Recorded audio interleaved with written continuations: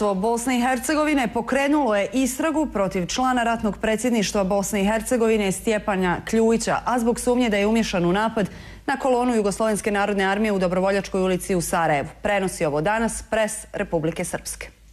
Pozivajući se na izvor, list prenosi da su istražioci tužilaštva Bosne i Hercegovine prije nekoliko mjeseci obavili informativni razgovor sa Kljujićem o slučaju Dobrovoljačka i njegove odgovornosti za smrt, ranjavanje i zarobljavanje nekoliko stotina vojnika bivše JNA.